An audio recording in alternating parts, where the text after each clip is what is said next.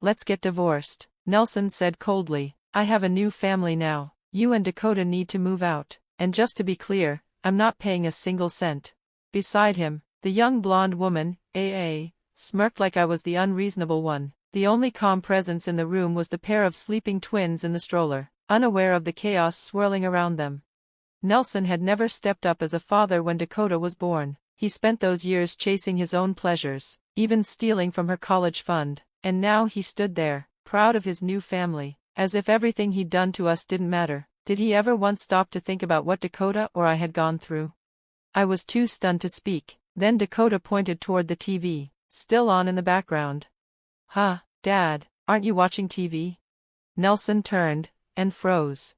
Let me take a step back. My name is Angela. I'm a housewife in my 50s. I used to live with my husband, Nelson, and our daughter, Dakota. We met after college, working at the same company. I was shy and nervous on my first day, but Nelson, confident and warm, helped me settle in. We grew close, fell in love, and got married. Not long after, I got pregnant with Dakota. At first, he was thrilled. He cried, thanked me, said he couldn't wait to be a dad. But things changed quickly. I had severe morning sickness and could barely eat. Nelson told me to quit my job and focus on the house. He was up for a promotion, so I agreed. But when I asked if we could eat out or get takeout while I was too sick to cook, he snapped. You're a housewife now. If you're not working, do your job. Otherwise, you're just a parasite. I was shocked. Yes, I relied on him financially, but I wasn't lazy. I was just sick and pregnant. Still, he refused to lift a finger. So I dragged myself through every chore, day after day, alone. When Dakota was born, I thought maybe things would get better, but Nelson didn't even show up at the hospital, said he was too busy with work. I held our daughter in my arms and made a silent vow, I will protect you, no matter what. He never changed, he never helped raise her. I put Dakota in daycare and started working from home to support us. Nelson mocked me for it. Working from home, that's not real work, but whatever. Waste your time. Even when Dakota asked him to play, he brushed her off. Papa's busy, go play with Mama. Then I noticed the signs. He was coming home late, going out more often. There was no overtime at work. I hired a private investigator. The truth was no surprise, he was having an affair. I confronted him with divorce papers. This is unacceptable. You have a daughter, let's get divorced. He begged. Please think about Dakota. She needs her father. And I hesitated. I didn't want her to suffer, but that night, I heard her whisper in her sleep. Papa, let's play. Even after all his neglect, she still loved him. That broke me. So I made a deal. He'd pay a settlement, his mistress ended up covering it, and he'd spend time with Dakota once a week. That didn't last, but at least the fighting stopped. Life calmed down. Dakota grew up, got a job, and stayed with me even after Nelson left for an overseas assignment for 3 years. Slowly, he faded from our lives. Then one quiet afternoon, while Dakota and I were watching TV, the doorbell rang. It was Nelson, with a young woman who looked barely older than Dakota, holding a stroller with twin babies. Nice to meet you, she chirped. I'm AA, I'm with Nelson. I was speechless. He had the audacity to show up like this, smiling, proud. As you can see, he said smugly, I have a new family, so let's finalize the divorce. You both need to move out, and I'm not paying anything. Nelson, you're awful, AA giggled. They looked so satisfied, so sure they were winning. And then, Dakota pointed to the TV again. Huh, Dad, aren't you watching TV? Everyone turned. The headline on the screen read, Breaking, Female CEO's company reaches $5 billion in revenue. The camera cut to a woman in a suit, being interviewed. Nelson's face turned pale. Why are you on TV? He shouted. That's right. The woman on the screen? The CEO? Was me. I just wanted you to notice me. Dakota's voice cut through the tension like a blade. That's how much I love you, she added quietly, her eyes on Nelson. The drama unfolding between the two adults was nothing short of pathetic. The smugness on Nelson's face had long since faded, replaced by growing unease. Ida was fidgeting beside him, her false confidence cracking. Without another word, Dakota stood and left the room. When she returned, She carried a large envelope. She calmly laid its contents across the table: documents, photographs, printed emails, evidence. I knew about the affair, she said, her tone measured but heavy. Shock rippled through the room. Even I, her mother, hadn't expected this. Dakota explained that a friend had spotted Nelson in Japan, during a time he was supposedly on a business trip overseas. Suspicious, she'd hired a private investigator and confided in my parents, who offered financial support to uncover the truth. The investigation confirmed everything: the affair, the deception, the lies.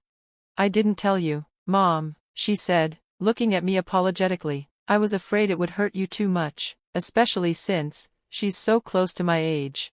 Her voice trembled, but she remained composed. Still, I waited. I thought maybe he'd come clean, but then, this happened. She gestured toward the ridiculous tableau before us: Nelson, smug and entitled, Ida, barely hiding her irritation now that things weren't going her way, and the quiet twin babies, blissfully unaware. Dakota's next words were direct and sharp.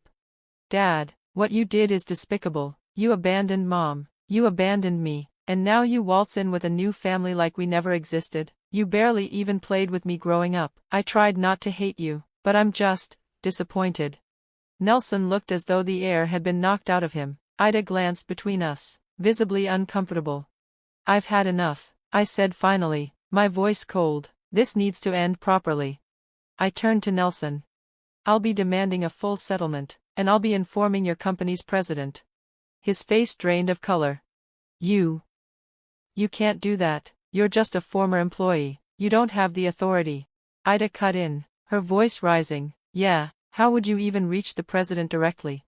I smiled slightly, because the president is my father's childhood friend. That silenced them. Nelson's jaw dropped. What? You never told me that. You never asked. I replied simply. That connection helped clean up your last mess, the embezzlement you thought no one knew about. But it didn't matter. You still threw everything away. Nelson looked like he might collapse. He knew the weight of that threat. If I told the president what he'd done, not just the affair, but the history of financial misconduct, his career would be over. And with no money, no job, no reputation, he'd have nothing left. I glanced at Ida. Surely she hadn't planned for this. Supporting twin babies on her own, paying rent, daycare, food, everything, on a single income. Apparently, she realized it too. This wasn't what I signed up for, she snapped, suddenly grabbing Nelson by the collar. You told me everything was fine, that your job was stable. I thought marrying a department head would mean an easy life. What the hell are we supposed to do now? Nelson tried to soothe her, his voice shaking. It's okay. With love, we can get through anything, right? We have a family now. Let's stick together. Even he seemed embarrassed by his own words. Ida wasn't moved. She clearly hadn't loved Nelson. She had loved the image of wealth, stability, and status he projected. Without that, he was just another middle-aged man clinging to false promises. I'm done. This marriage is off. You can pay child support. These are your kids, after all. What? You promised we'd get married. That was our plan. Nelson looked devastated, but Dakota stepped in again, her voice laced with dry clarity. Actually, how do we even know those children are his? Everyone froze. Dakota pulled out another set of documents from the envelope. Before she could speak, Ida lunged at her. No, stop. A photograph fluttered to the ground. I picked it up. It showed Ida walking hand in hand with another man in a hotel district. Clear, incriminating. Is this real? I asked. Nelson snatched the photo from me, his face turned crimson. You cheated on me, you lied to me too. I thought you loved me, and now you're telling me those kids might not even be mine? It's not like that, Ida stammered, tears welling up. It was a mistake, just once. I want a DNA test, Nelson roared. I'm not paying a cent until I know the truth. Ida collapsed into tears. The mask had cracked, and all that was left was a mess of lies and desperation. I stood still, letting the silence stretch. This was over. I turned to leave, but before I could, Nelson dropped to his knees. Angela, please, I realize now, you're the only one I truly love. I was stupid, I was blind. Give me another chance. I'll be better, please. I can't live without you. It might have been tragic if it weren't so pitiful. You should have thought of that before, I said coldly. I have no intention of staying. Dakota and I are leaving this house. I'll send the divorce papers. Make sure you sign and submit them. I walked away. Dakota followed, silent and steady. By the time we finished packing, Ida and the twins had already left. Nelson sat alone in the living room, sobbing. Don't go, please. I'm begging you. We didn't answer. We walked out the door and didn't look back.